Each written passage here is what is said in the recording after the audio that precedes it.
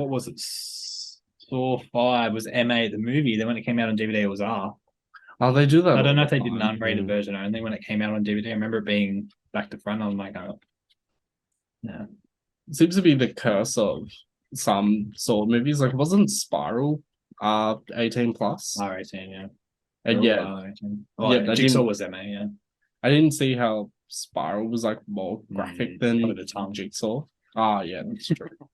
Still, I mean, probably get banned or whatever from the OFLC, the Australian imprint of the MPAA in America. But sometimes they make some really stupid choices with ratings that it's like, why was this movie R-rated? And then you go into the reasons and it's like scenes of smoking. And I'm like, wait, smoking cigarettes?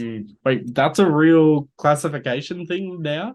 And like there's some other things now that'll come up and it's like, some things that are a bit more treated with sensitivity compared to the 90s and the 2000s where like I'll watch some TV shows and it'll come up with a disclaimer saying, this might include scenes of Indigenous elders or death, that type of thing. And it's like, oh, okay, I fully understand why they've got that for some movies and TV shows because maybe the producers and writers didn't think beforehand around actually engaging with Indigenous people to see if this was appropriate. Or if they have done it, that's why they've put it in. And then there's some other ones which are just so ludicrous that it's like, do we really need a warning about scenes of vaping? I mean, am I going to have to put scenes of vaping in front of every podcast episode we do now? Yeah. A lot of them do the what do you call the lights like the epilepsy one. Yeah, a lot of that now. I actually thought I'd had I don't think it was for anything horror related that we've done, but maybe it was my own YouTube channel, but I thought, shit, I'm going to have to put in a disclaimer because there was a scene of strobe lights. And I was like, I don't want anyone who might suffer from that condition to be like, oh, Justin has put up a stupid video about Azealia Banks or whatever. And then, go into a fit because I failed to put a disclaimer at the start or in the description. Yeah.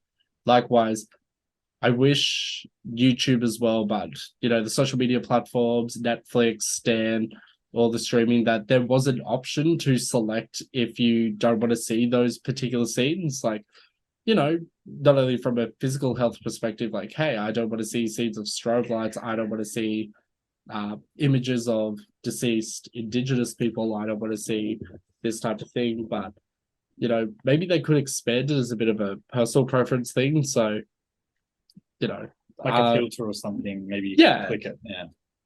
Like, I don't want to see scenes of elderly people being abused, or I don't want to see suicide themes or something. Yeah, like scenes of suicide, scenes of abuse, scenes of trauma. That might be the future. Trauma or Jamie Lee Curtis trauma? Jamie Lee Curtis trauma for sure. And but the trauma I watched with Halloween Kills. Halloween Dance. Hey, squirrel friend. When one video ends, just open up another one. It's called binge viewing. Go ahead. I support you.